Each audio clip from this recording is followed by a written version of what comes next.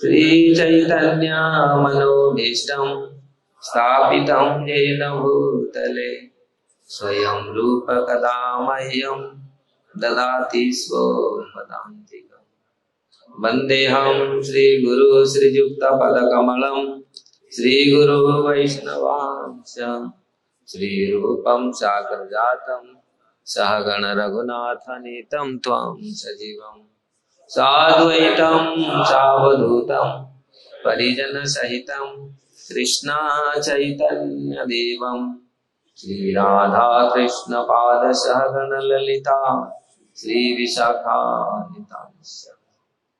हे कृष्ण करुणा सिंधु दीनबंधु जगतपते गोपेश गोपिका कांत राधा कांत नमस्ते। तप्त कांचन गौरांगी राधे वृंदावनेश्वरी वृषभानुसुते देवी प्रणमामि हरि। वाञ्छाकल्पतरुभ्यश्च कृपा सिन्धुवेव च पतितानां पावनेभ्यो वैष्णवेभ्यो नमो नमः। जय श्री कृष्ण चैतन्य प्रभु नित्यानंद श्री अद्वैत गदाधर श्रीवासादि गौर भक्त वृंद। हरे कृष्णा कृष्णा कृष्णा हरे हरे हरे राम राम राम हरे हरे। आनंद लीलामय विग्रहाय क्षमा दिव्यं छवि सुंदराय तस्मै महाप्रेम रस प्रदाय चैतन्य चंद्राय नमो नमस्ते। चैतन्य चंद्राय नमो नमस्ते। चैतन्य चंद्राय नमो नमस्ते। श्री चैतन्य चरितामृत की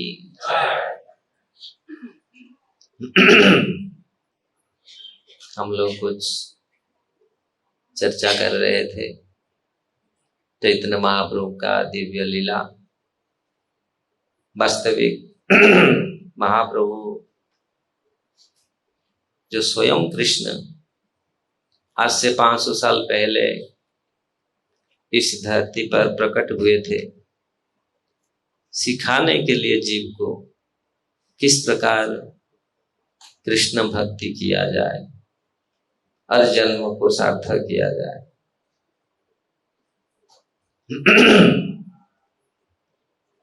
स्वयं कृष्ण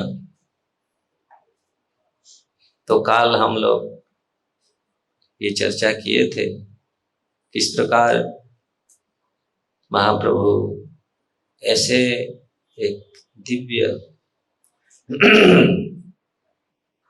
जो ऐसे दिव्य पद पर आसीन रामानंद राय जैसे भक्तों को मिला और रामानंद राय के मुख से स्वयं चैतन्य महाप्रभु भक्ति का सिद्धांत का निरूपण किया।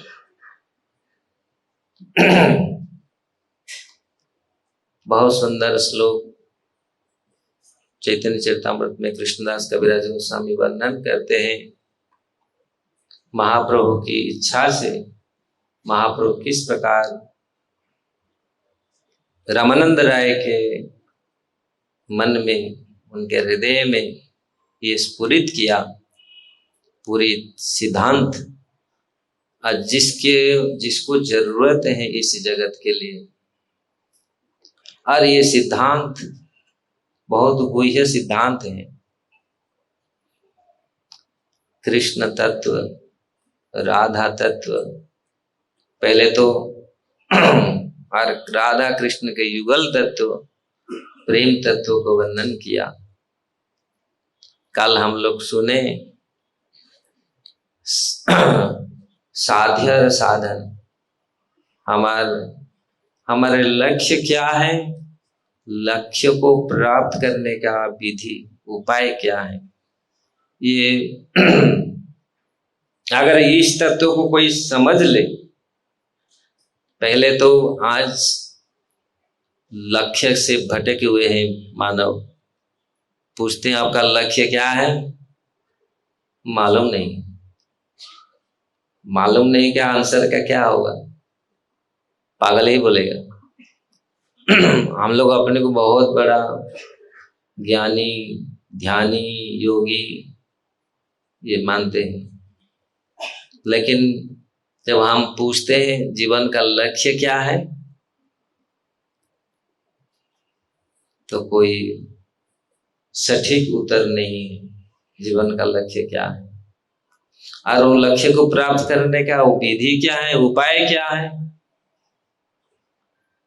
बहुत क्वचित लोग जानते हैं।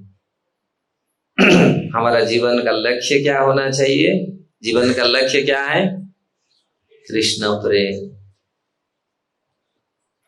और वो प्रेम को प्राप्त करने का विधि क्या है, साधन क्या है। मतलब अगर वृंदावन हमारा लक्ष्य है, साधन किसी गाड़ी में जाएंगे, यहाँ वृंदावन में बोलते हैं बाबा आपका साधन क्या है, कहाँ से जाएगा। मैं जब पहले बार आया वृंदावन, मैं खड़ा था जाने के लिए गोवर्धन, मुझे बोले बाबा आपका साधन कहाँ है। अरे साधन मतलब लोग समझ रहे हैं साधन और साध्य क्या है। साधन मतलब आपको कौन सा साधन में आप जाएगा गोवर्धन, मोटरसाइकिल या वो गणेश टेम्पू, उसमें गणेश टेम्पू चलता था, ठप ठप ठप ठप हो करके बड़ा आपको काला बना देगा धुआं उसका। तो कौन सा साधन है, लोग गणेश टेम्पू लेना पसंद करते हैं, और कहाँ बैकग्राउंड हो जाएगा कोई ठीक नहीं। तो ये जितने सारे साधन है ना, हम लोग सोचते हैं हम तपस्या करके पा जाएंगे, ये सब ऐसे गणेश टेम्पू जैसा है। जो पहले गणेश टेम्पू में बैठा है आपको मालूम होगा। तो जितने सारे संसार में साधन है, वो कहाँ ब्रेकडाउन होके पड़ेगा, वहां पहुंच नहीं पाएगा। इसलिए सारे तत्वों को निरूपित किए स्वयं भगवान। भगवान कौन है, परात्पर, अखिल जगत का नाथ, परम ब्रह्म, और स्वयं महाप्रभु रूप में आकर के इसको पूरी जीव के लिए सुलभ बनाया है। तो ये साधन पकड़ो और बहुत आसानी से, बहुत सुरम्य सुगम आपको हो जाएगा यात्रा। लेकिन इस जो पथ को बहुत क्वचित लोग विश्वास कर पाते हैं। और ये इतनी सरल है और इतनी मधुर है। भक्ति एक ऐसा पथ है, छोटे से लेकर के बूढ़े तक, वृद्ध तक, सब कोई इसमें अंश ग्रहण कर सकता है। कितनी भी कैसा भी प्राणी हो, सब इसमें आ सकते हैं, कृष्ण चेतना को प्राप्त कर सकते हैं। ऐसा साधन है। तो इसलिए महाप्रभु ने इसको रामानंद राय के मुख से सुनना चाहते थे और उनको ही उन्होंने प्रेरित किया। कल हम लोग इसका चर्चा कर चुके हैं। रामानंद राय किस प्रकार बारिश मेघ है और स्वयं महाप्रभु किस प्रकार समुद्र है। ये वाला समुद्र नहीं है, नमकीन वाला समुद्र, पूरी का समुद्र नहीं है। पूरी का समुद्र तो कम से कम हरिदास ठाकुर का प्रेम है, महाप्रभु का प्रेम है। लेकिन दूसरी जगह का समुद्र भयानक है। समुद्र में कैसा उताल तरंग है पूरी, लेकिन महाप्रभु में ऐसा था क्या? महाप्रभु जो समुद्र है उसमें प्रेम ही प्रेम था। अरे प्रेम ही प्रेम को बांटा हो। जड़ काव्य रस नहीं काव्य रस, कली पावन गौर रस ही रस। जड़ जगत का रस के पीछे लोग भागते हैं, कितनी नॉवेल पढ़ते हैं, कितनी फिल्म देखते हैं, रस कुछ मिलता है, कुछ जड़ रस। अब भक्तिनाथ ठाकुर क्या बोले इसको? जड़ विद्या जड़ रस मायर वैभव तुम्हारा भजने बाधा अनित्य संसारे मोह जन्माया जीव को कराए गधा। गधा बनाता है। ये जड़ विद्या जड़ रस थोड़ा समय के लिए अच्छा लगता है। वो कंडोन खुजल चलता है ना, खुजल पहले तो अच्छा लगता है, आराम लगता है, और उसके बाद घाव होता है, फिर कष्ट ही कष्ट देता है। ये भौतिक रस भौतिक जड़ विद्या ये सारे माया का वैभव है, इसी से वो आकृष्ट करता है। लेकिन महाप्रभु वो पूरी रस का अंबु है, रस का भंडार है, इसलिए जड़ काव्य रस नहीं। भक्तिनाथ ठाकुर का कंपोज आप लोग पढ़े होंगे भज गोद्र मकानन कुंज विधु।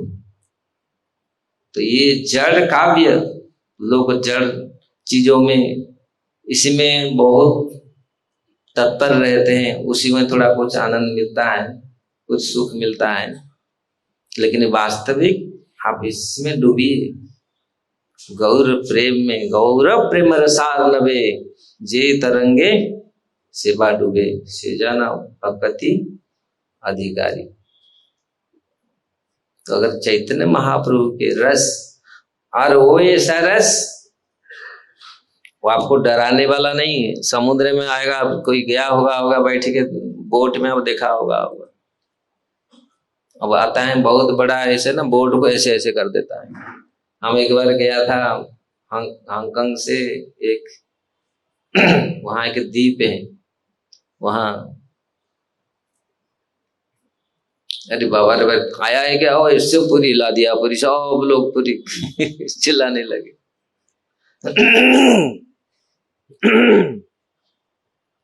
तो ये महाप्रभु जो है ये पूरी दिव्य रस का भंडार है।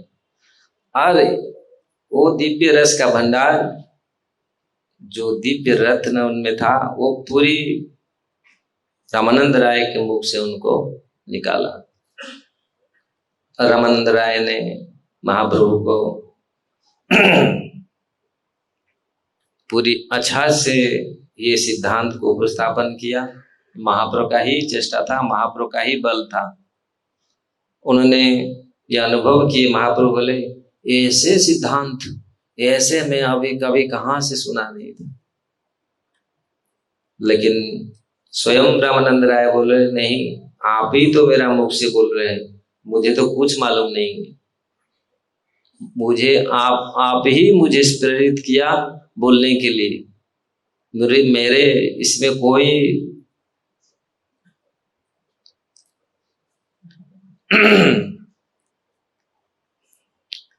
तो मैं इसमें कुछ देने वाला नहीं हूं। एक्चुअली आप ही स्फुरित करते हैं, आप ही दे रहे, जो कुछ दिए आप ही दिए।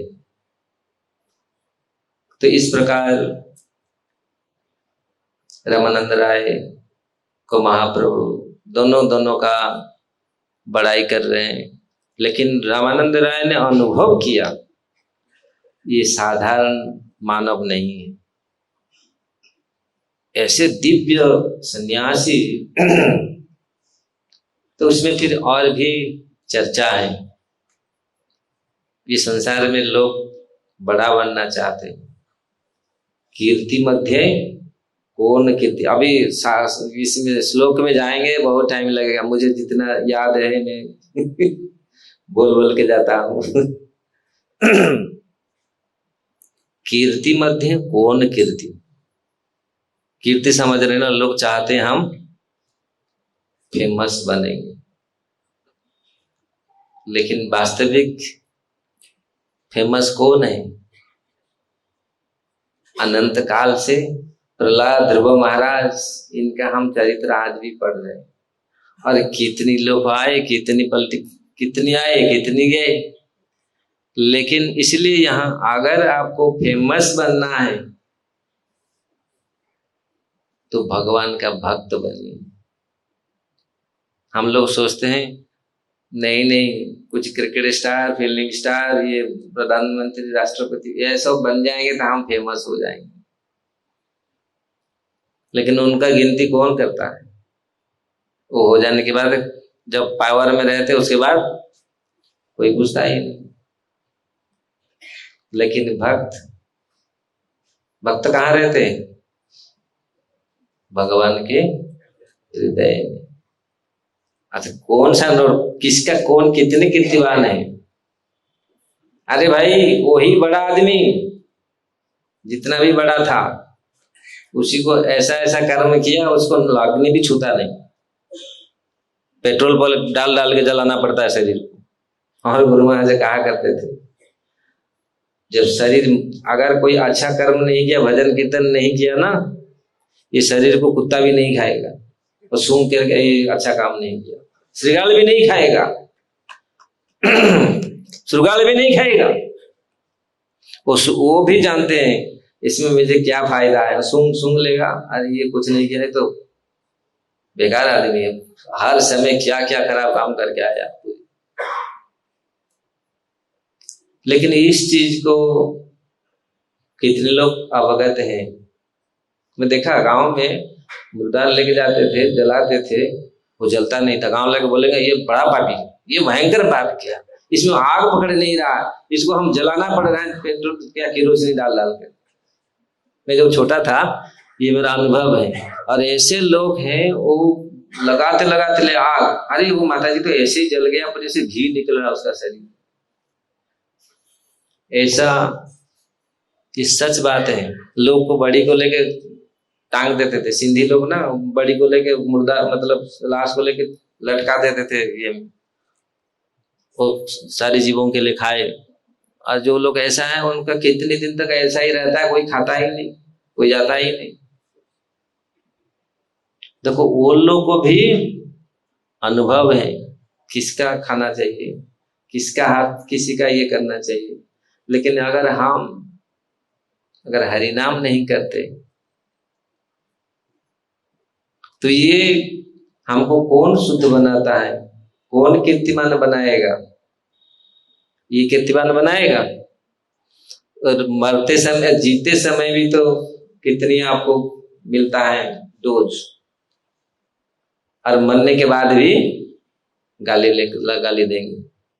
लेकिन भक्त, आज भी वो भक्तों का, हम लोग उनका पाठ करते हैं, उनका प्रयास, जो भी उनका आचरण व्यवहार, उसको हम प्रेरित करता है, हम लोगों को प्रेरित करता है, और 1000 सालों तक ये प्रेरित करता रहेगा।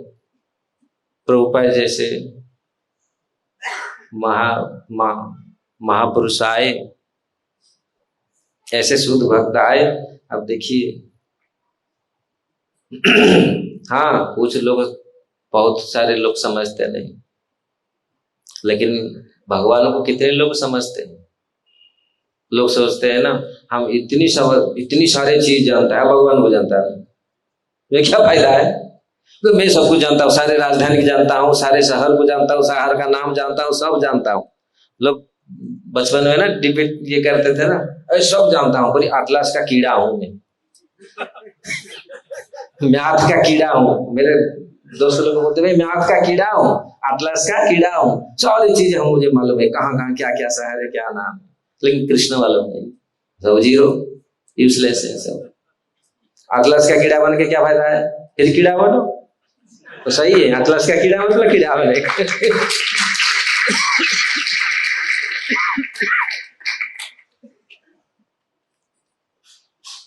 तो ये साध्य साधन, आगे चलते हैं, क्योंकि ये तो कीर्ति मध्य वास्तविक कौन फेमस है, फिर पूछते हैं, है क्या?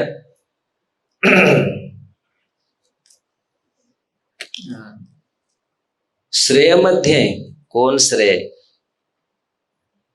श्रेय समझ रहे? क्या परम लाभ है जीव का? परम लाभ, परम श्रेय चीज क्या है? सिर्फ देखने से तो पता चल जाएगा, लेकिन हम अच्छा है क्लोज बुक करके करें, कम से कम हमारे दिमाग में रहेगा। श्रेय मध्य कौन श्रेय? श्रेय मतलब क्या लाभ है, हमारे जीवन का वास्तविक लाभ क्या है? क्या लाभ है? जीवन का हम मनुष्य का जीवन का परम लाभ क्या है? भक्तों का संग मिल जाए, सत्संग मिल जाए, ये जीवन का परम लाभ है। ये नहीं है करोड़ रुपया मिल जाए, फैक्ट्री बन जाए। हाँ, ये तो ये भौतिक ये डब्बा को चलाने के लिए है। लेकिन भीतर जो बैठा है आत्मा, वो तो है, ये डब्बा है। डब्बा को हम जो आत्मा को हम नहीं दे रहे हैं भोजन, डब्बा को साफ सुफ कर रहे हैं, उसी के पीछे पूरा चल रहे हैं। इसलिए अयम ही परमो लाभ उत्तमम श्लोक दर्शन, भागवत बोलते हैं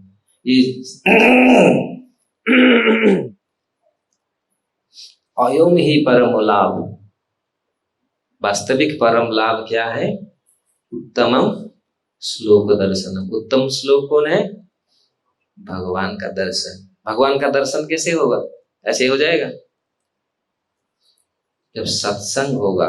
सत्संग जब कंटिन्यूसली हम लोग करेंगे तो मन से अशुद्धता दूर हो जाएगा। मन में जो सब आ रहा है ना, 1000 चीज आके बैठ गया, तो वो सारे चीज सत्संग से माध्यम से इसको चला जाएगा। फिर रियल वैराग्य उत्पन्न होगा। भौतिक जगत के प्रति हम सही हम लोग देख पाएंगे और ये परिशुद्ध हो जाएगा। फिर परम लाभ जो भगवान का दर्शन होगा। अरे ये जगत का माया का दर्शन नहीं होगा। हर जगह में हम यह पश्यति सर्वत्र सर्वत्रम य मयि पश्यति, भगवत गीता में भगवान बोलते हैं, मुझे जो हर समय मुझे दिखता है। कैसे दिखेंगे भगवान? दिख रहे हैं भगवान? भगवान सब जगह में, अंडांतरस्थ परमाणु चयांतरस्थ गोविंदम आदि पुरुषम तमाम भजाम। हम लोग दिख रहे हैं भगवान सब जगह में। तो आप आंख नहीं है, आंख को बदलना पड़ेगा। इसलिए जरूरत है प्रेम। अभी आंख में बैठा है काम, ये प्रेम रूपक अंजन लगाओ। प्रेमांजन छुरितो भक्ति विलोचने न संता सदैव हृदयसु विलोकयन्ति। जिनकी आंखों में प्रेम है वही श्याम सुंदर को हर जगह में देख सकता है।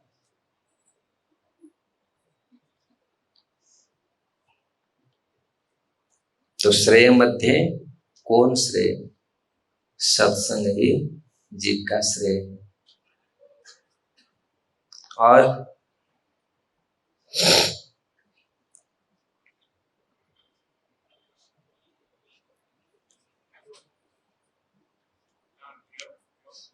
हाँ, ज्ञेय ध्येय ध्येय उसका क्या पैर है? पढ़ो।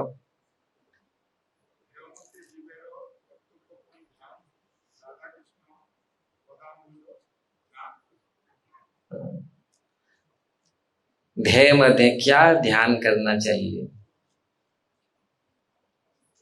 कुछ लोग आते हैं ध्यान कुछ मत, ध्यान में क्या करो? ज्योति। एक डट लगा देते। हम स्कूल में पढ़ता था कि आया एक वो डट लगा दिया। मैं वो ऑर्गेनाइजेशन का नाम नहीं बोलना चाहता हूँ। एक ब्लैक बोर्ड, हम लोग 7-8 क्लास में पढ़ रहे थे। बहुत शहर से बहुत बड़ा पहन के पूरी ऐसे आए, पूरी जैसे पूरी। हमने सोचा ये शायद बहुत बड़े बड़े साधु होंगे, बहुत ये होंगे क्या। तो वो ब्लैक बोर्ड में एक डट लगा दिया, बोला इसको ध्यान करो, आंख बंद करो।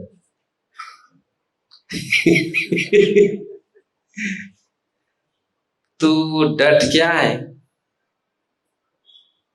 अरे ध्यान करना है शांताकारं भुजंग शयनं पद्मनाभ सुरेशं विश्वाधार गगन सदृशं मेघवर्णं सुहागं लक्ष्मीकांत कमल नयनं योगी विध्यान गम्यं वंदे विष्णु भवभयहरं सर्वलोके।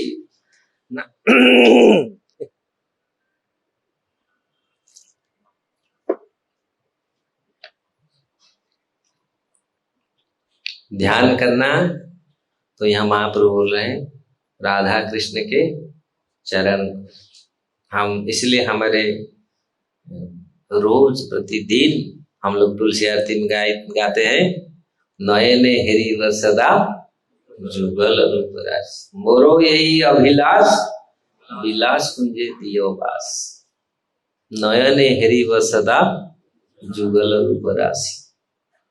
अगर ये हो गया, हम सारे जीव का अभिलाषा है, बहुत सारे अभिलाषा ना, लेकिन अभिलाषा एक ही रखो। वो अभिलाषा क्या है? नयने हेरी व सदा जुगल रूप राशि, हमारा आंख में हर समय जुगल रूप राशि रहे। जगन्नाथ, शंकराचार्य ने प्रार्थना भगवान किया था, जगन्नाथ स्वामी नयन पथगामी भव तुम्हें, हे जगन्नाथ मेरा नयन के पथ पे हमेशा रहिए, आंख के पथ में आप हमेशा रहिए। ये जीवन का लक्ष्य होना चाहिए, यही ध्यान होना चाहिए।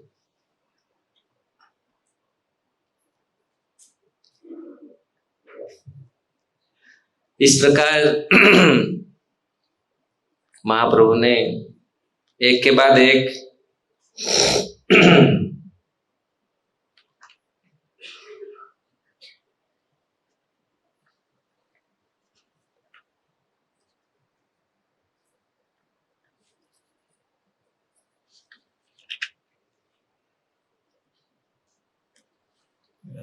वर्णन किए और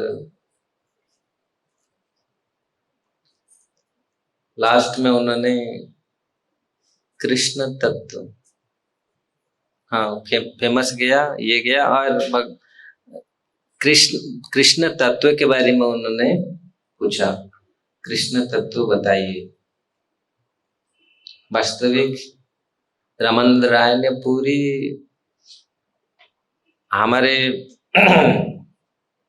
भारत में बहुत क्वचित लोग कृष्ण तत्व को समझते हैं, क्योंकि ऐश्वर्य को तो थोड़ा बहुत समझते हैं, लेकिन भगवान का जो वास्तविक माधुर्य तत्व है उसको बहुत कम लोग जानते हैं। तो महाप्रभु इस माधुर्य तत्व को निरूपित करने के लिए उसको प्रतिष्ठित करने के लिए महाप्रभु आए थे, और रामानंद राय के मुख से इस सिद्धांतों को उन्होंने स्थापन की। ऐसे कृष्ण किस प्रकार कृष्ण शब्द से शुरू करते हैं रामानंद राय, जो सर्व आकृष्ट है, सबको आकर्षण करता है, इवन ब्रह्मा शिव एवं नारायण को भी आकृष्ट करता है। केवल नारायण को आकृष्ट नहीं करता, लक्ष्मी देवी को भी आकृष्ट करता है, केवल लक्ष्मी देवी को भी नहीं आकृष्ट करता है। लास्ट क्या बोले? वो स्वयं आकृष्ट हो जाते, आत्मा पर्यंत, मतलब स्वयं भगवान अपने रूप को देख कर क्या आकृष्ट हो जाए। इतनी सुंदर रूप है। भौतिक जगत है, हम लोग तो ऐसा ही रूप देख करके दर्पण में कितनी बार देखते रहते हैं, हमारा बेकार चीज मुखड़ा को देखते रहते लेकिन भगवान ऐसा नहीं है। भगवान अपने को दिखते हैं। कभी कभी लोग सोचेंगे हाँ हम भी देखते हैं, भगवान में अपना रूप के प्रति आकृष्ट है क्या? नहीं, भगवान किसी के चीज के प्रति आकृष्ट, आत्मा राम है, आत्मा काम है। ये बहुत तत्व की बात है।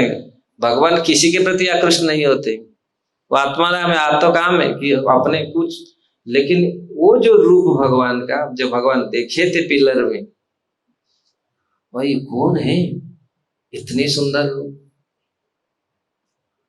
भगवान स्वयं भी आकृष्ट हुए हैं। ये क्यों? भगवान का रूप इतनी सुंदर है। भौतिक जगत में तो कहना ही नहीं चाहिए, यहाँ जो क्या सुंदरता है और कितने दिन सुंदरता है, उसमें फिर कितना हम लोग लगाते हैं क्या क्या। लेकिन वास्तविक भगवान ऐसे सुंदर थे। वृंदावन में लक्ष्मी देवी, नारायण स्वयं और स्वयं भी आकृष्ट हो जाते। इसलिए भगवान का। इस प्रकार ये तत्व को उन्होंने निरूपित किया। और सारे अवतारों का जो अवतारी पुरुष है, मतलब कृष्ण तत्व को भी उन्होंने निरूपित किया।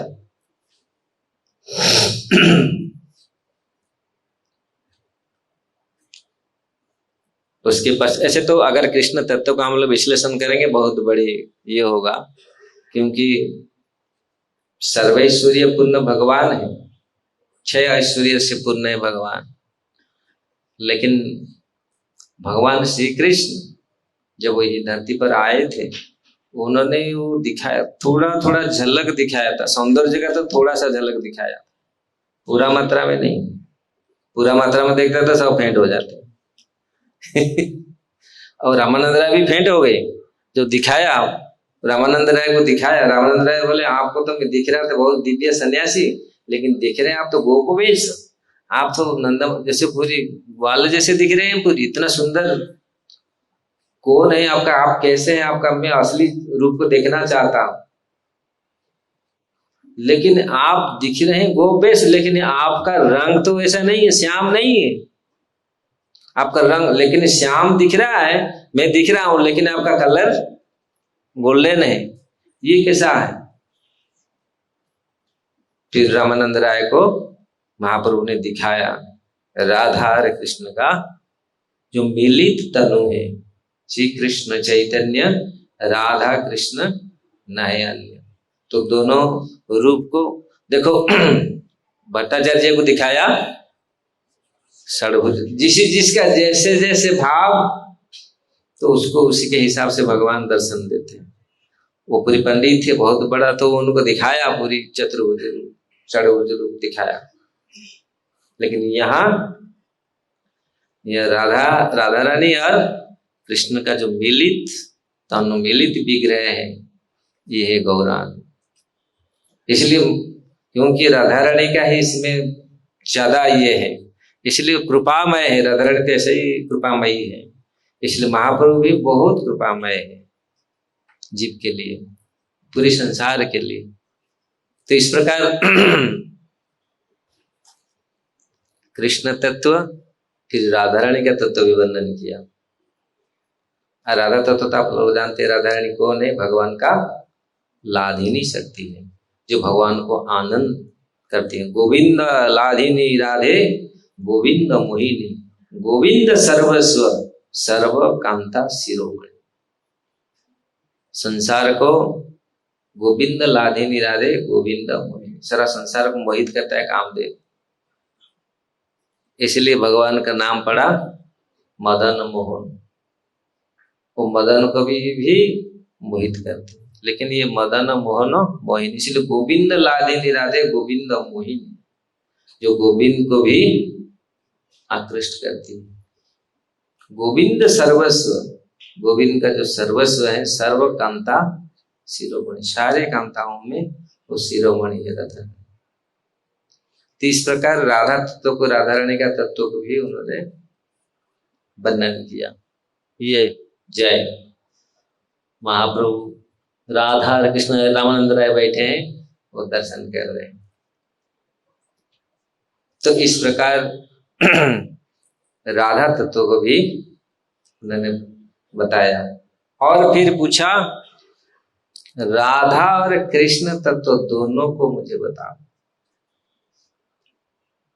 तो राधा कृष्ण का जो विलास,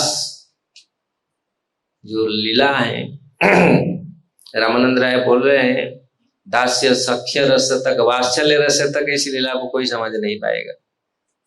वह पूरा बोल रहे हैं जो सखी भाव, जो गोपी भाव को प्राप्त होगा, इस लीला को समझ पाएगा। इसलिए राधा, हम गौरांग बोली थी हबी पुल्लक से, उस श्लोक में हम उसी भजन में हम लोग आते हैं, रूप रघुनाथ पदे हईबे आकुति, कबे हम बुझाव से जुगल प्रीति। वो जुगल प्रीति को वही समझ सकता है तो रूप गोस्वामी, रूप रघुनाथ के चरण में समर्पित हो। और रूप गोस्वामी कौन है जानते हैं? रूप मंजरी ना, ये मंजरी, ये इनका अनुगत्य जब तक स्वीकार नहीं होगा इस तत्व को समझ, राधा कृष्ण का जो प्रीति को वो समझ नहीं पाएंगे। इसलिए राधा कृष्ण के प्रीति की समझने के लिए ये गोपी भाव बहुत आवश्यक है।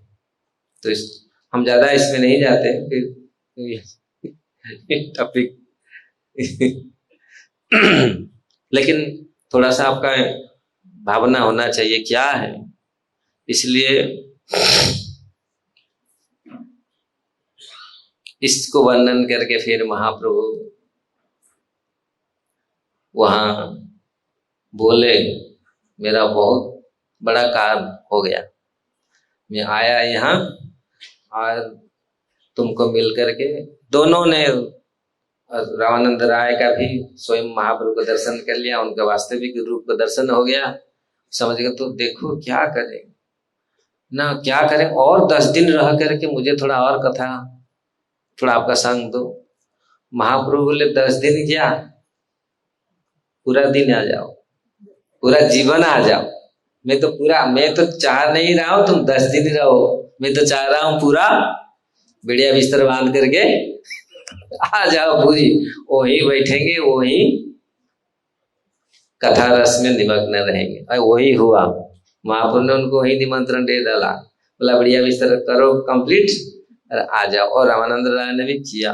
प्रतापरुद्र महाराज तो ऐसे ही वो लीला आगे हम लोग वर्णन करेंगे, तो किस प्रकार उन्होंने उसको समेट। तो दोनों बहुत दुख हुआ दोनों को बिछड़ने में। तो दोनों को पकड़े के बहुत समय तक मूर्छित होकर पड़े, लेकिन महाप्रभु ने फिर वहां से चल पड़े अनेक तीर्थ की ओर।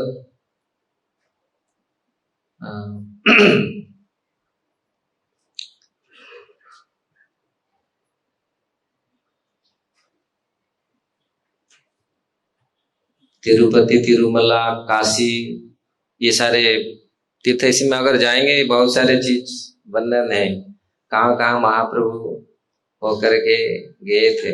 और पानानंद सिंह भी गए, तिरुपति गए, तो उसी रास्ते में ये सारे अरबी झगड़ा से ये सारे तीर्थ का वैसे लाइन में नहीं है, लेकिन आगे पीछे होकर के उन्होंने ये सब वर्णन किया। और जाकर के पहुंचे कहाँ, जो वृद्ध काशी में पहुंचे। वृद्ध काशी उसका करेंट नाम क्या है, वृद्ध काशी, वहां का दक्षिण भारत का काशी उसको बोलते हैं, शिव काशी, वृद्ध काशी। तो वहां जाके पहुंचे, वहां बुद्धिस्टियों का बहुत बोलबाला था। बहुत सारे बुद्धिस्ट लोग जब महाप्रभु का अलौकिक ऐसे रूप देखा और महाप्रभु के साथ आकर के तर्क किया।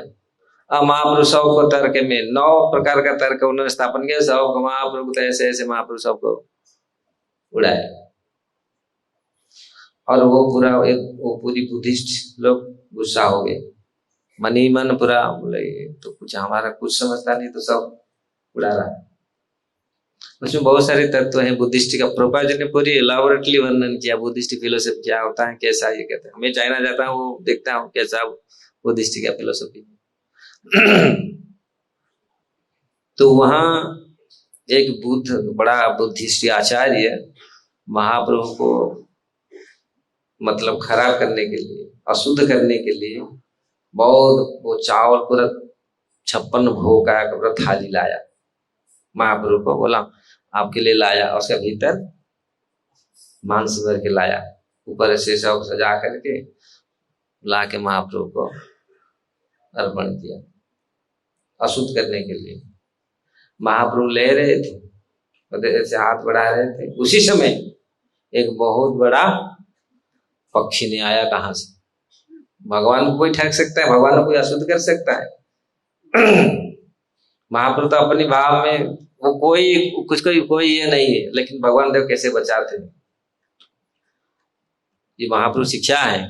आया, कभी कभी भक्त लोग ऐसे विभोर रहे थे, पता नहीं चलता, लेकिन भगवान अपने आप बचा के ले जाते वो।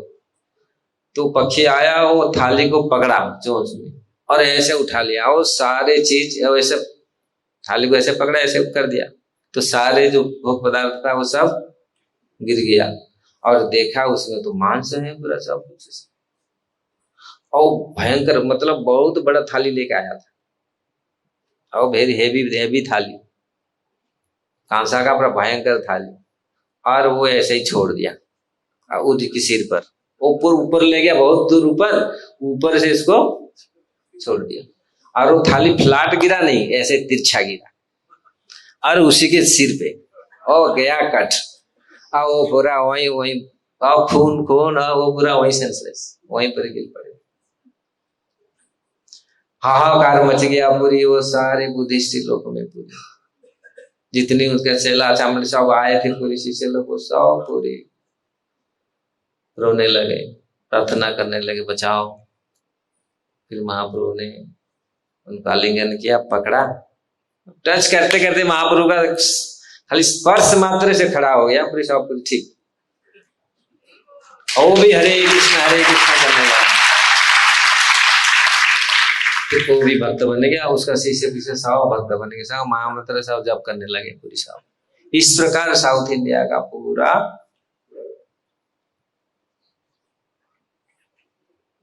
भक्तों को पूरा, बहुत साउथ इंडिया बहुत सारे लोगों को इस प्रकार गांव गांव नगर नगर को पूरी महाप्रभु ने भक्त बना बना करके आए, बहुत सुंदर है। Hare Krishna.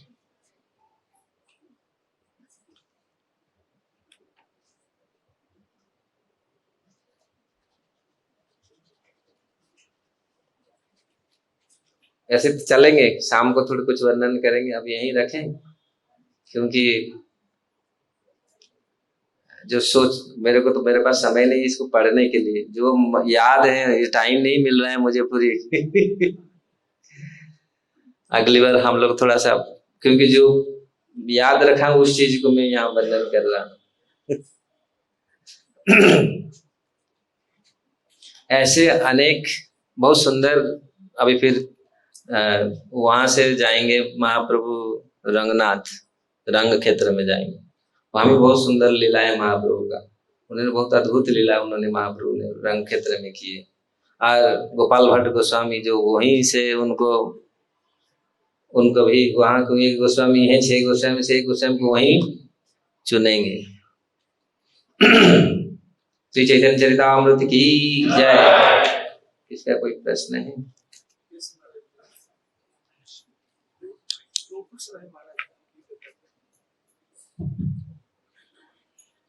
Thank you Maharaj, class, बहुत बहुत धन्यवाद आपने चुनाव। महाराज 2 प्रश्न थे मेरे। एक आपने शुरू में कहा कीर्ति मध्य, तो आपने कहा था कि हमें भक्त बनना चाहिए, हम भक्त, ये सबसे अच्छी कीर्ति है। लेकिन मेरा जिज्ञासा है, बस पूछ रहा हूँ कि आजकल हम देखते हैं कि भक्त लोग भी अपने चैनल बना देते हैं, यूट्यूब चैनल, और वो मतलब वो भी प्रसिद्ध होना चाहते हैं, फेमस होना चाहते हैं। तो इसके विषय में मैं आपसे जानना चाह रहा था कि क्या सही रास्ता कौन सा है, क्या चैनल बना करके ऐसे क्लिप्स डाले जाए? एक ये प्रश्न है। और दूसरा प्रश्न है, जैसे आपने अंत में सुना है कि महाप्रभु को दूषित करने का प्रयास किया गया, तो आजकल हम देखते हैं जैसे अभी तिरुपति लड्डू की भी घटना बहुत फेमस है, और भी जो लोग हैं वो भक्तों को, सनातन धर्म के लोगों को इस तरह का कुछ झूठा खिलाते हैं, इसे कैसे सुरक्षा की जाए? तो 2 प्रश्न है महाराज। हरे कृष्ण। एक्चुअली वास्तविक भक्त लोग कोई भी अकाउंट यूट्यूब या जो भी करते हैं, लक्ष्य उनका होता है एक्चुअली ज्यादा से ज्यादा लोग कृष्ण के विषय में अवगत हो, ये हमारा मुख्य, क्योंकि यही लक्ष्य है। जितनी महाराज, जितनी हम लोग का ब्रह्मचारी हो, जो भी हमारे प्रभु जी हो, तो उनका यही लक्ष्य है, कम से कम भावना यही शुरू से तो मेरे ख्याल से यही रहता है, क्योंकि इतने लोगों को पीछे जा, इतने लोगों को ये सुने, ये लोग कम से कम भक्ति में आए। लेकिन अगर बीच में भूत चढ़ जाता है थोड़ा बहुत शुरू से तो भगवान ने बोलते ना, शुरू से तो शुद्ध रहता है, लेकिन बीच में कभी भूत चढ़ जाता है, लेकिन भूत फिर उतर जाएगा। लेकिन वो भूत ठीक नहीं है। भगवान उतना शुरू से तो अच्छा से भजन करता है, लेकिन फिर कुछ समय के पश्चात वो थोड़ा डमाडोल हो जाता है। लेकिन भगवान होगा, थोड़ा होता है, लेकिन सब लोग ऐसे नहीं। कुछ लोग उनका ये रहता है केवल जीव का कल्याण हो, क्योंकि वो फेमस बोलने के लिए कम से कम ऐसे जीव को ये कृष्ण कथा प्राप्त हो, कृष्ण कथा मिले उनको, उनका वास्तविक कल्याण हो। कैसे जाने भगवान कृष्ण को, अधिक से अधिक लोग भगवान कृष्ण का तत्व का अवगत हो। और हो रहा है जो आज कली युग है, ये तो दोष का युग है। लेकिन सत्य को कभी कंटामिनेट नहीं किया जा सकता है। जो प्योर है वो प्योर है, प्योर को कभी इनप्योर नहीं कर सकते। तो इसलिए ये बहुत जो चलता है समय का ये है।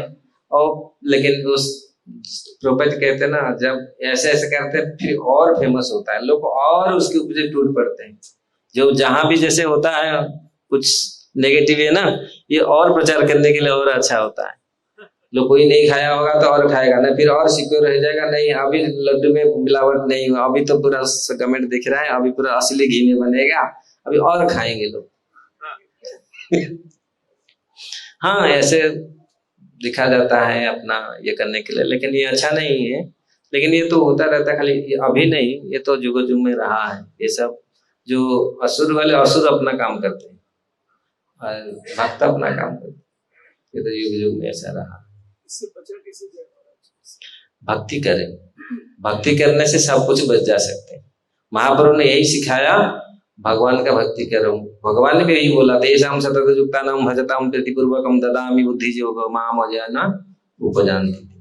भक्ति करो, सेवा करो, मैं बुद्धि दूंगा। कैसे बच जाए, तो कैसा बचा जाए वो ऑटोमेटिक है, ये ऑटोमेटिक आपको आएगा। अगर हम प्रेम पूर्वक सेवा करते हैं, भक्ति करते हैं, ऑटोमेटिक ही आएगा। नहीं ये अच्छा है, ये खराब है, हम इसको डिसाइड कर पाएंगे। बुद्धि भगवान देते हैं, हम अपना बुद्धि लगा के नहीं ये कर पाएंगे।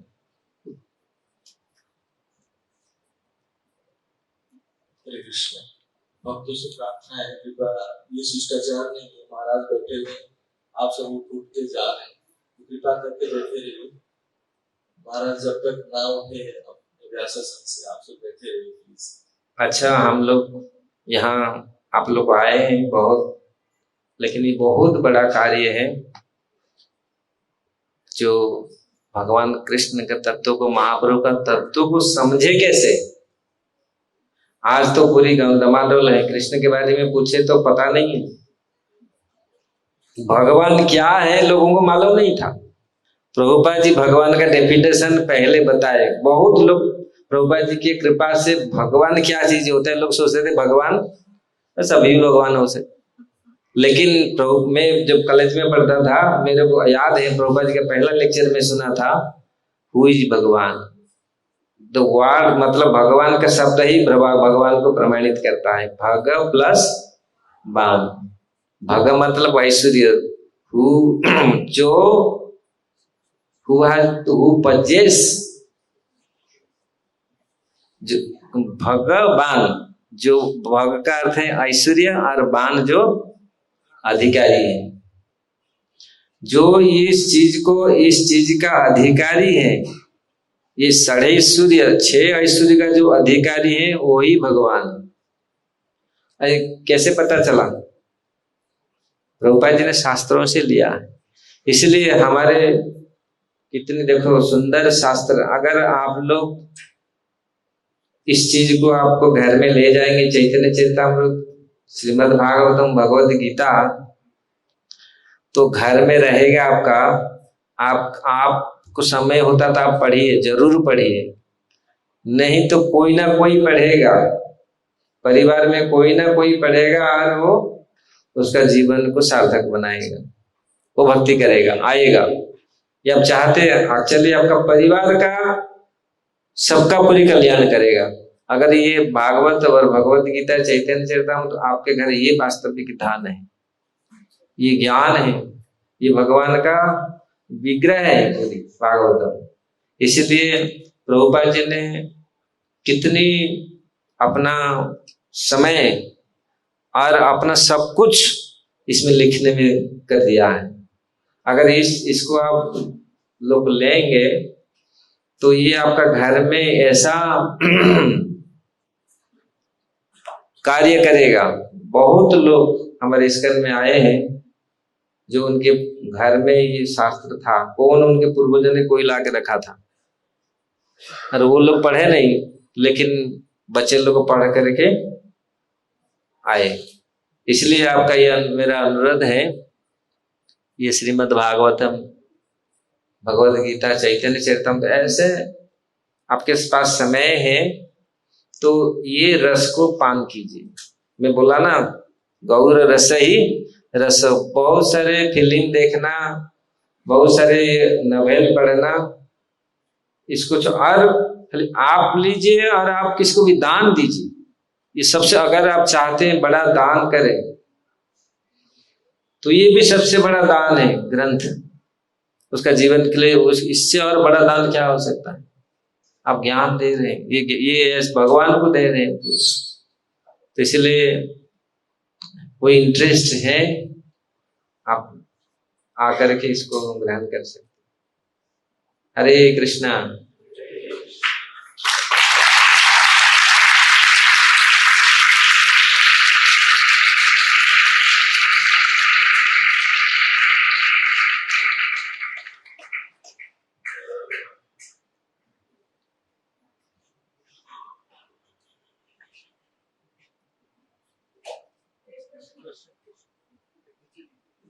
क्वेश्चन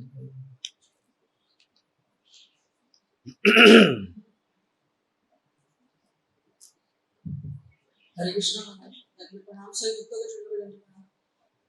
महाराज एक क्वेश्चन था, जैसे कि चैतन्य महाप्रभु हैं जो, हम उनसे प्रेम करने का प्रयास कर रहे हैं भक्ति के द्वारा।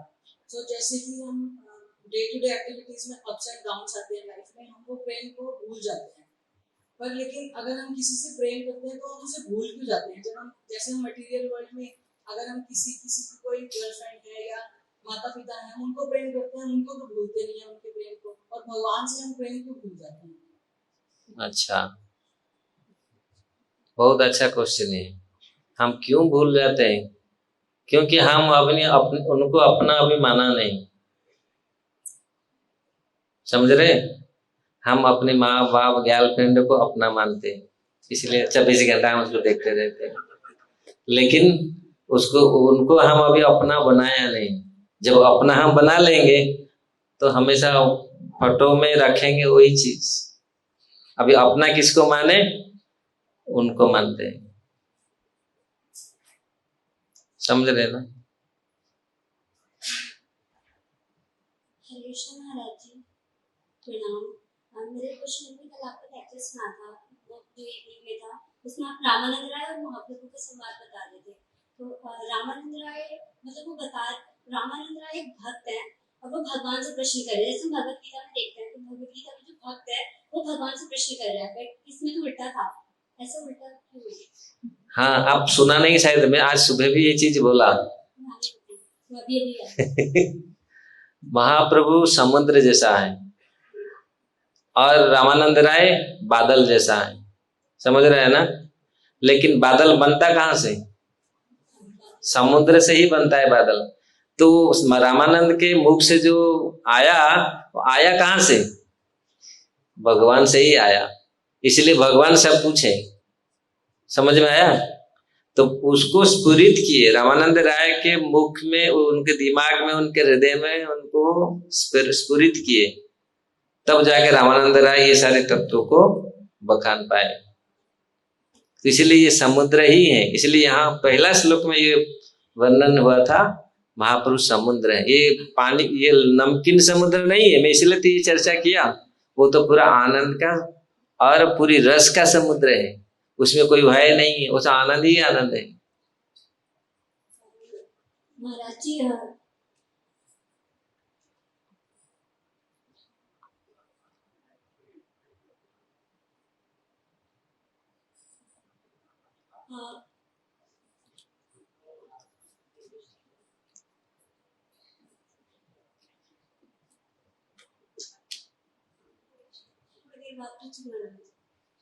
ठीक है। हरे कृष्ण।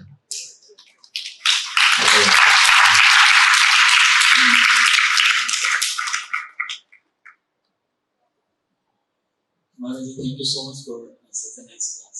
महाराज जी, एक पॉइंट जैसे आपने उसका अनुवाद आप जैसे बता रहे थे, जो भजन का अनुवाद, उसमें मतलब ये लगता है कि कोई होप है ही नहीं, क्योंकि हर स्टेप पे खतरा है, 6 एनिमीज हैं, ज्ञान कर्म रूपी ठग है, तो ये तो कैसे इससे निकले?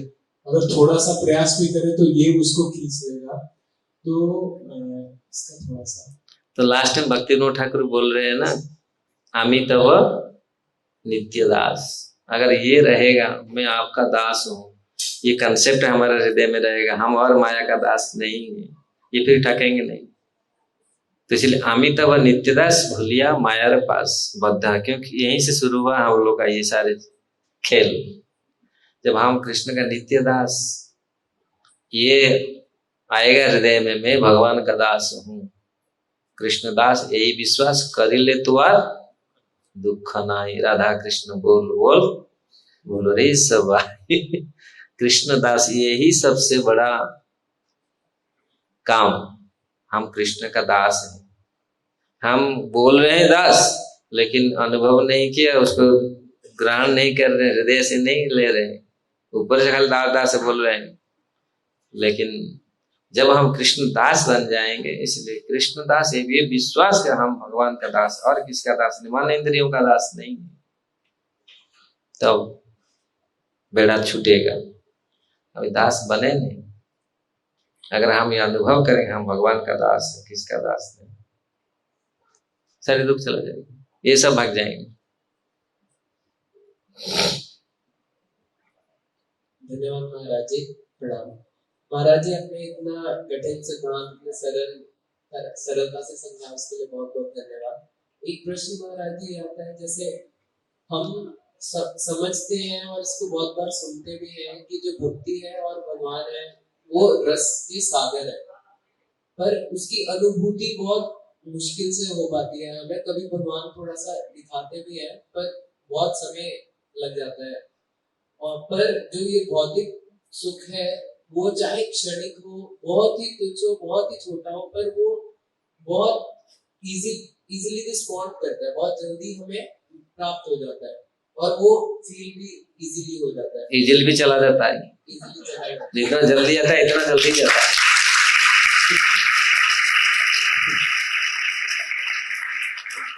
तो ये जानकर भी हम बार बार उसमें फंसते हैं, तो यही तो माया है।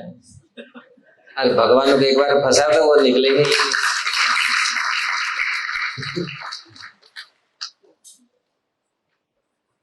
जानबूझ करके फंस रहे हैं हम।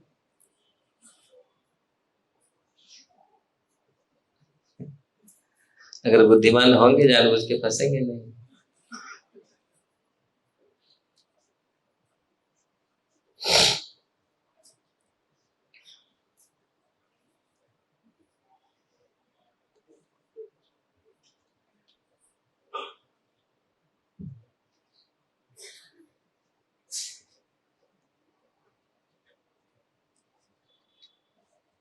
हरे कृष्ण महाराज जी, प्रणाम। Thank you Maharaj ji for this wonderful lecture.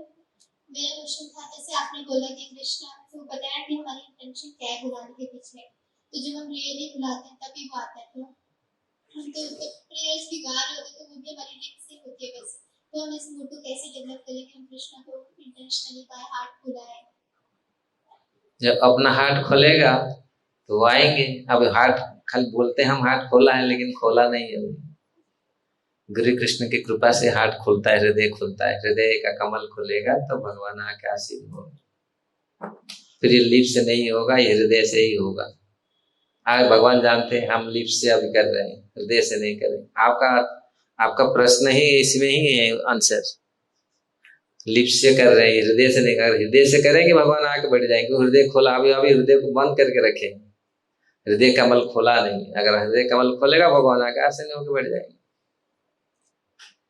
हरे कृष्ण।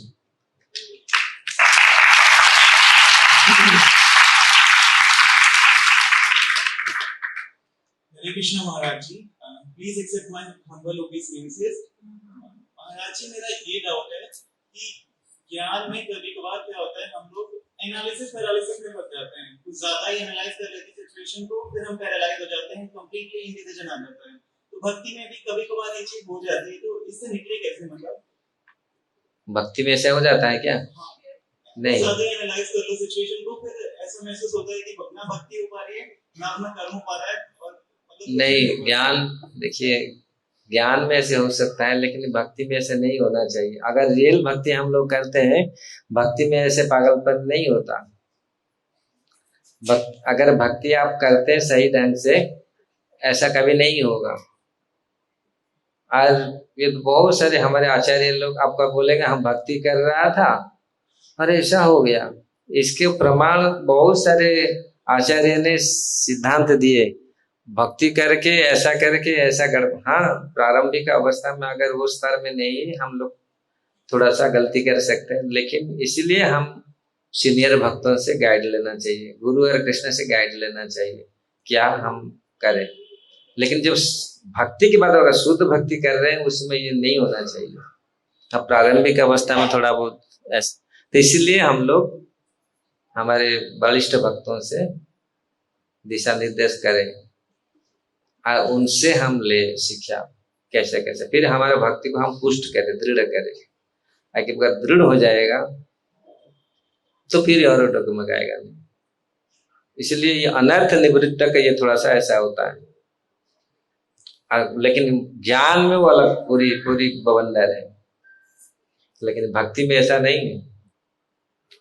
भक्ति अगर ठीक से प्रामाणिक गुरु और प्रामाणिक हमारे भक्तों से आप लिया है तो पूरी सही लाइन है, आपको ऐसे कभी डगमगाएगा नहीं।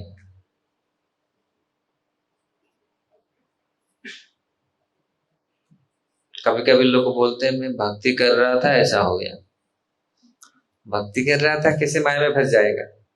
भक्ति नहीं किया, हम भक्ति का स्वांग किया, छल भक्ति किया। भक्ति का जो शब्द हम लगाते हैं ना, वो आरंभ सीधा छाया भक्ति, छद्म भक्ति, रजगुण तमगुण भक्ति। भक्ति खाली ऐसे नहीं है, इसलिए महाप्रभु ने बोला आगे कहो और बाह्य बाह्य सबको रिजेक्ट कर दिया। जो भक्ति मतलब शुद्ध भक्ति, जो शुद्ध भक्ति करेगा ऐसा नहीं हो पाएगा। जीव गोस्वामी ने इसके ऊपर बहुत तत्व लिखे हैं कृष्ण संदर्भ में। हरे कृष्ण।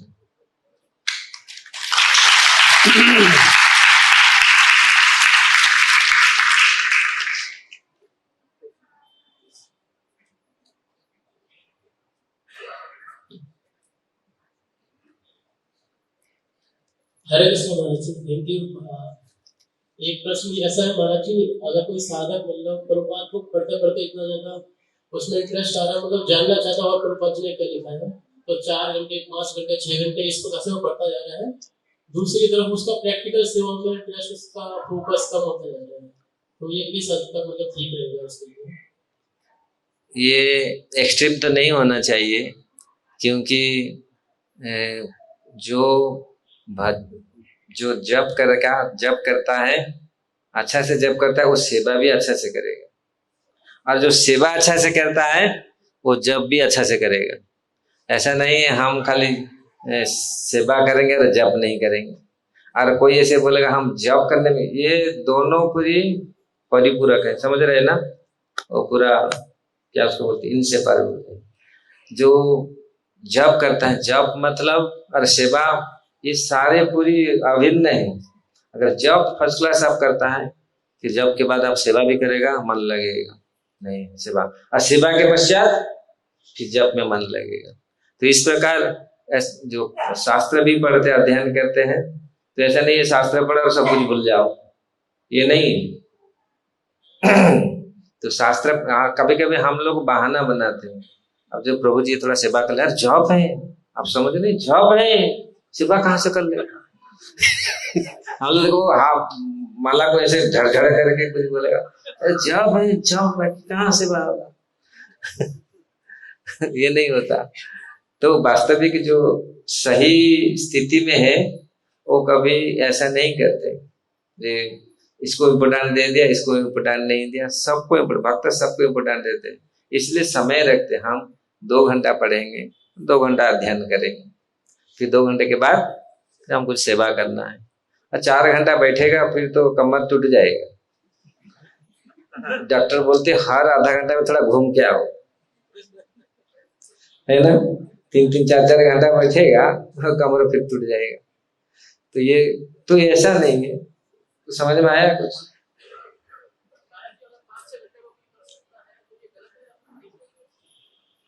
नहीं, देखिए समय के हिसाब से और मंदिर के हिसाब से और अथॉरिटी क्या उसको बोलते हैं, क्योंकि जो वहां के मंदिर के अथॉरिटी है गुरु, उनको जानते हैं। अच्छा मैं इसे ये दे दूंगा कोई प्रभु जी जैसे बोल रहे थे यूट्यूब में प्रसिद्ध होगा, पढ़ पढ़ करके इसको जमाऊंगा, क्लास दूंगा, ये फिर ये तो गलत है। क्योंकि इसलिए हम जो करते हैं, जो भी करते हैं, सेवा करते हैं, तो अथॉरिटी को पहले पूछना चाहिए, वरिष्ठ भक्तों को पूछना चाहिए, मैं जो ये कर रहा हूँ वास्तविक सही कर रहा हूँ या गलत कर रहा हूँ। साधु शास्त्र गुरु वाक्य हम क्या ये 3 चीज को इकट्ठा करके फिर हमको करना चाहिए, लेना चाहिए। अगर हम स्वयं निष्पत्ति मतलब क्या निर्णय ले लिया, ये ठीक नहीं।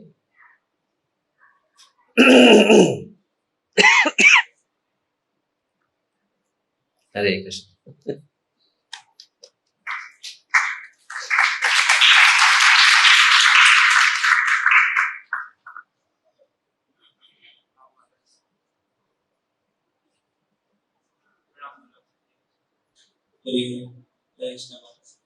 Thank you Maharaj for the Maharaj. ऐसा लग रहा है जो सौभाग्य कृष्णदास को महाप्रभु के साथ साउदर्न इंडिया जाने का मिला था, वो सौभाग्य हम सबको मिल रहा है।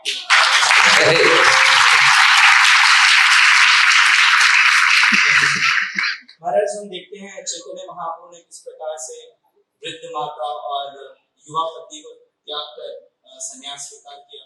वहीं पर कल आप बता रहे थे जिस प्रकार महाप्रभु ने ब्राह्मण को बोला कि आप यही रहिए और प्रचार करिए भक्ति का, मेरे साथ चलिए। आगे जब गोपाल भट्ट से मिलेंगे महाप्रभु तो उनको भी सुंदर आदेश देंगे जब तक माता पिता है। तो महाप्रभु क्या ये जो पर्सनैलिटीज है ये अभी संन्यास के लिए तैयार नहीं थे? तो महाप्रभु ने खुद संन्यास दिया, तो क्या ये प्रीमेच्योर संन्यास लेते? क्या चेतना थी महाप्रभु की? क्यों महाप्रभु ने उनको इंस्ट्रक्शन दिया कि आप यही रहिए और अपनी पारिवारिक जिम्मेदारियों को पूर्ण कीजिए, जबकि महाप्रभु ने स्वयं उनको क्या पारिवारिक जिम्मेदारी? महाप्रभु सबका कल्याण जानते हैं और सबका हित, वो लोग क्या कर सकते हैं क्या नहीं कर सकते, इसी के ऊपर महाप्रभु ने सबको अलग अलग निर्णय दिए। इसलिए महाप्रभु संन्यास क्यों लिया छोड़ करके, उसका भी कारण है। अब हम लोग सबको मालूम है महाप्रभु क्यों, वास्तविक जीव के कल्याण करने के लिए, बहुत सारे लोगों का कल्याण के, नवद्वीप का पूरी, उसी नवद्वीप ब्राह्मण लोग महाप्रभु ने जो लीला, उसमें मैं भूल गया बोलने के लिए, जो लीला नवद्वीप में कर नहीं पाए वो साउथ इंडिया में किया। वही ब्राह्मण उसी लोग जो वो, क्योंकि वो लोग पूरी विरुद्ध हो गए थे, ब्राह्मण लोग विरुद्ध हो गए लेकिन उसी को जो फिर साउथ इंडिया में उसको किए। तो वास्तव प्रभुपाद जी लिखते हैं तात्पर्य में, ये जहाँ भक्ति का फेवरेबल हो, अनुकूल हो, उसके हिसाब से भगवान करते हैं और भक्त लोग को भी इसी पथ का अनुसरण करना चाहिए। वहां क्योंकि जानते हैं भगवान अरे साधु गुरु ये जानते हैं क्या कल्याण है। प्रभुपाद जानते थे ये यहाँ पर ये जाके ये सेवा कर पाएगा, इसलिए उसके हिसाब से, क्योंकि भगवान जो इंस्पायर करते हैं भक्तों को, क्योंकि जो भक्त भगवान के पूरी समर्पित है वो जानते हैं वास्तविक इनको क्या करना चाहिए, ये क्या कर पाएंगे। कभी कभी भक्त लोग सोचते हैं नहीं गुरु महाराज ने मुझे ऐसे दे दिया मैं, लेकिन गुरु जानता है ये करेगा, ये कर पाएगा, तो इसलिए इसके हिसाब से उसको दे देते। ऐसे कठिन से कठिन कार्य भी दे देते, लेकिन वो कर लेता है।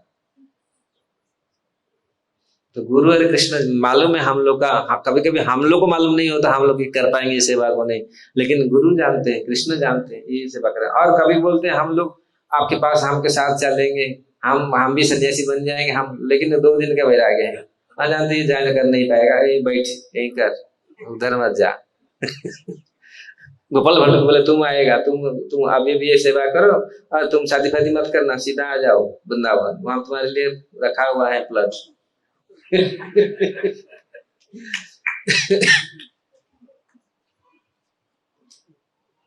हरि बोल।